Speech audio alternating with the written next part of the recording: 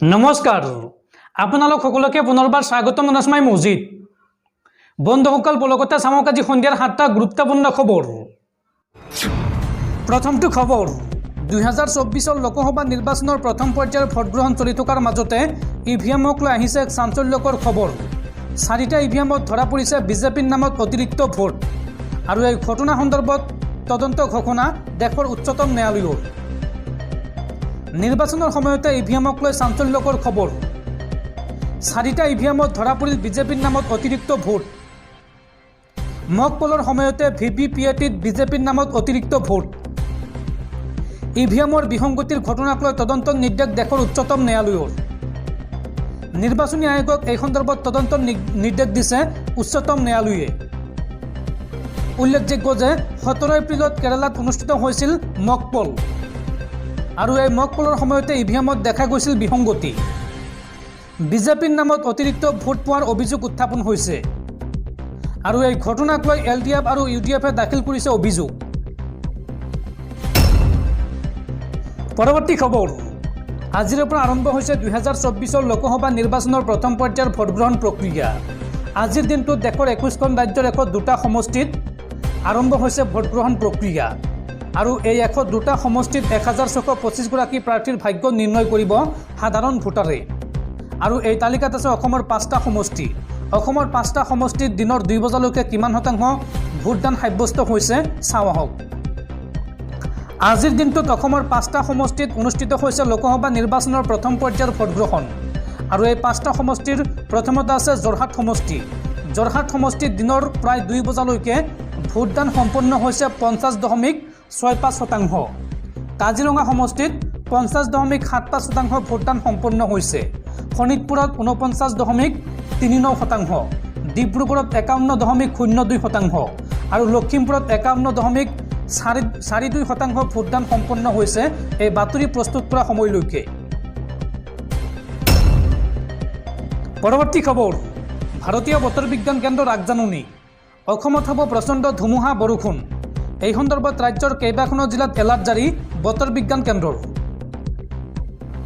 আজি ৰাজ্যত বতৰে ধাৰণ কৰিব পাৰে ৰুদ্ৰমূৰ্তি ৰাজ্যৰ 30খনকৈ জিলাত বতৰ বিজ্ঞান বিভাগে জাৰি কৰিছে সতৰ্কবাণী এই তালিকাত কোন জিলা আছে চাওঁ আহক কোকৰাঝাৰ বঙাইগাঁও চিৰাং বাক্সা বৰপেটা গোৱালপাৰা নলবাৰী কামৰূপ মেট্ৰ শোণিতপুৰ এইসমূহ জিলাত হালধীয়া সতৰ্কতা জাৰি কৰিছে বতৰ বিজ্ঞান কেন্দ্ৰই লগতে বিশ্বনাথ মৰিগাঁও নগাঁও হোজাই পশ্চিম কাৰ্বি আংলং ডিমা হাছাও কাছাৰ কৰিমগঞ্জ হাইলাকান্দি এই জিলাকেইখনত হালধীয়া সতৰ্কতা জাৰি কৰিছে বতৰ বিজ্ঞান কেন্দ্ৰই আৰু লগতে গোলাঘাট যোৰহাট মাজুলী শিৱসাগৰ ধেমাজি লখিমপুৰ ডিব্ৰুগড় তিনিচুকীয়া আৰু চৰাইদেউ জিলাতো বতৰ বিজ্ঞান কেন্দ্ৰ জাৰি কৰিছে এলাৰ্ট ৰাজ্যৰ এইকেইখন জিলাত অৰ্থাৎ হালধীয়া সতৰ্কতা জাৰি কৰা জিলাসমূহত হ'ব প্ৰবল বৃষ্টিপাতৰ লগতে প্ৰচণ্ড ধুমুহা বৰষুণ অৱশ্য ধুবুৰী দক্ষিণ চালমাৰা দৰং ওদালগুৰি জিলাত কোনো ধৰণৰ এলাৰ্ট জাৰি কৰা নাই বতৰ বিজ্ঞান কেন্দ্ৰই বন্ধুসকল তাৰপিছত 4 নম্বৰ খবৰটো জনোৱাৰ আগতে আপোনালৈ এটা সৰু ৰিকুৱেষ্ট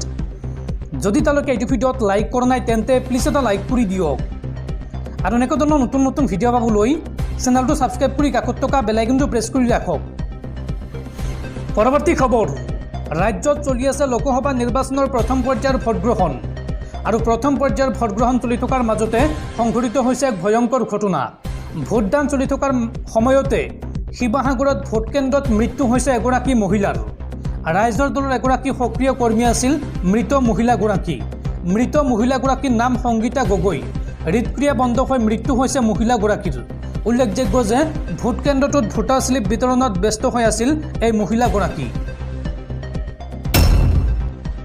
পৰৱৰ্তী খবৰ দেশত ইভিএমৰ জৰিয়তে নিৰ্বাচন অনুষ্ঠিত কৰি এইবাৰ উচ্চতম ন্যায়ালয়ৰ প্ৰশ্নৰ সন্মুখীন হৈছে ভাৰতীয় নিৰ্বাচন আয়োগ উচ্চতম ন্যায়ালয়ে এই সন্দৰ্ভত প্ৰশ্ন কৰি কয় যে আমেৰিকা ইংলেণ্ডত বন্ধ কৰা হৈছে ইভিএম কিন্তু ভাৰতত এতিয়ালৈকে কিয় বন্ধ কৰা হোৱা নাই ইভিএমক লৈ এই প্ৰশ্ন দেশৰ উচ্চতম ন্যায়ালয়ৰ ইভিএমক লৈ প্ৰশ্ন কৰিছে এইবাৰ দেশৰ উচ্চতম ন্যায়ালয়ে আমেৰিকা ইংলেণ্ডত বন্ধ কৰা হৈছে ইভিএম তেন্তে ভাৰতত এতিয়ালৈকে কিয় বন্ধ কৰা হোৱা নাই ইভিএম এই প্ৰশ্ন দেশৰ উচ্চতম ন্যায়ালয়ৰ নিৰ্বাচনী আয়োগক প্ৰশ্ন দেশৰ সৰ্বোচ্চ ন্যায়ালয়ৰ আৰু এই আৰু উচ্চতম ন্যায়ালয়ৰ এই প্ৰশ্নৰ উত্তৰ দিছে নিৰ্বাচনী আয়োগে। আদালতত আমেৰিকাৰ ইভিএম আৰু ভাৰতৰ ইভিএমৰ তুলনা দাঙি ধৰিছে অধিবক্তাই। অধিবক্তাৰ যুক্তি, বিদেশী মেচিনসমূহ নেটৱৰ্কৰ সৈতে সংযোগ থকা, কিন্তু ভাৰতৰ ইভিএমসমূহ স্বতন্ত্ৰ। ভাৰতৰ ইভিএম নেটৱৰ্কৰ সৈতে সংযুক্ত নহয়। বিদেশত ইভিএম ব্যক্তিগত কোম্পানীয়ে নিৰ্মাণ কৰিছিল, কিন্তু ভাৰতত ৰাজহুৱা খণ্ডৰ কোম্পানীয়ে ইভিএম নিৰ্মাণ কৰে। বিদেশী ইভিএমত ভোট পৰীক্ষণ ব্যৱস্থা নাছিল। ইভিএম আৰু ভিভিপিএটি জড়িত গোচৰৰ শুনানি অনুষ্ঠিত হৈছিল উচ্চতম ন্যায়ালয়ত, আৰু উচ্চতম ন্যায়ালয়ৰ প্ৰশ্নৰ উত্তৰত এইদৰে যুক্তি দৰ্শাইছে নিৰ্বাচনী আয়োগৰ অধিবক্তাই। পৰৱৰ্তী খবৰ, লোকসভা নিৰ্বাচনৰ ভোটগ্ৰহণ চলি থকাৰ মাজতে ছত্তীশগড়ৰ বিজাপুৰত আইডি বিস্ফোৰণ, আৰু এই ভয়ংকৰ বিস্ফোৰণত গুৰুতৰভাৱে আহত হৈছে CRPFৰ এজন সহকাৰী অধিনায়ক। নিৰ্বাচনৰ কৰ্তব্যত নিয়োজিত হৈ আছিল CRPFৰ এই সহ অধিনায়কজন। বিজাপুৰৰ শিখা গাঁৱত সংঘটিত হৈছে এই ভয়ংকৰ ঘটনা। পৰৱৰ্তী খবৰ, ৰাজ্যৰ 5টা সমষ্টিত চলি আছে লোকসভা নিৰ্বাচনৰ প্ৰথম পৰ্যায়ৰ ভোটগ্ৰহণ প্ৰক্ৰিয়া, আৰু এই ভোটগ্ৰহণৰ মাজতে ইভিএমত খেলিমেলি কৰাৰ অভিযোগ উত্থাপন হৈছে। ইভিএমত বিজেপিৰ চিহ্নত বগা কাগজ আঠা লগাই থোৱাৰ অভিযোগ উত্থাপন হৈছে। এইখন অসমতে সংঘটিত হৈছে এই ভয়ংকৰ ঘটনা। ভোটগ্ৰহণৰ মাজতে ইভিএমত খেলিমেলি কৰাৰ অভিযোগ। ইভিএমত বিজেপিৰ চিহ্নত বগা কাগজ আঠা লগাই থোৱাৰ অভিযোগ উত্থাপন হৈছে। শোণিতপুৰৰ 112 নং গুদামঘাট কছাৰী ভোটকেন্দ্ৰত এই ঘটনা সংঘটিত হৈছে, আৰু ভোটকেন্দ্ৰত ইতিমধ্যে উপস্থিত হৈছে চাৰিদুৱাৰ ৰাজচক্ৰ বিষয়া, আৰু এই ঘটনাৰ পিছতেই ভোটাৰ ৰাইজৰ মাজত হাহাকাৰ পৰিস্থিতি। পৰৱৰ্তী খবৰ, ৰাজ্যৰ সাংস্কৃতিক জগতত মক্ষম আঘাত। চিকুণ আপীক্ষাত লোকশিল্পীগৰাকী আৰু নাই। সাংস্কৃতিক ক্ষেত্ৰ উকা কৰি অজান দেশলৈ গ'লগৈ লোকশিল্পী বিচিত্ৰ খান্দা। নিশা গুৱাহাটীৰ এক্সেল কেয়াৰ হস্পিটেলত পৰলোকপ্ৰাপ্তি ঘটে শিল্পীগৰাকীৰ।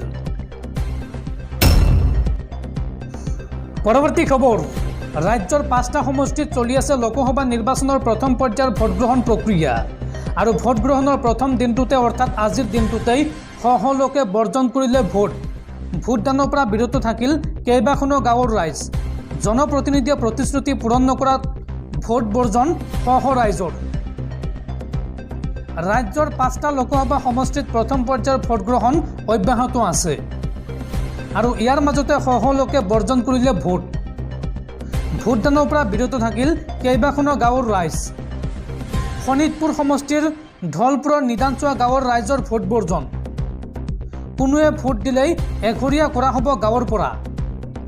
5 বছৰৰ বাবে এঘৰীয়া কৰাৰ সিদ্ধান্ত গাঁওবাসীৰ।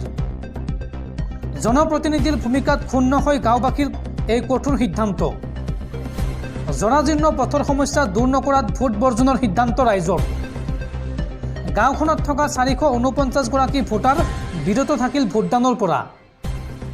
জনপ্ৰতিনিধিয়ে প্ৰতিশ্ৰুতি পূৰণ নকৰাত ভোট বৰ্জন এইসকল ৰাইজৰ। আৰু লগতে ঢকুৱাখানাৰ 114 নং ঘিলাগুৰি ভোটকেন্দ্ৰত ৰাজহুৱা ভোট বৰ্জন। এই কেন্দ্ৰটোত এজন মানুহেও বা এটা ভোটাৰেও ভোটদান সাব্যস্ত কৰা নাই।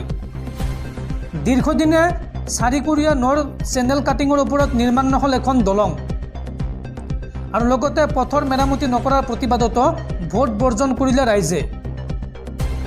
ভোটকেন্দ্ৰৰ 835 গৰাকী ভোটাৰে বৰ্জন কৰিছে ভোট, আৰু ভোট বৰ্জন কৰি প্ৰতিবাদ সাব্যস্ত কৰিছে। আৰু লগতে ঢকুৱাখানা বিধানসভা সমষ্টিৰো প্ৰায় 100 গৰাকী ভোটাৰৰ ভোট বৰ্জন।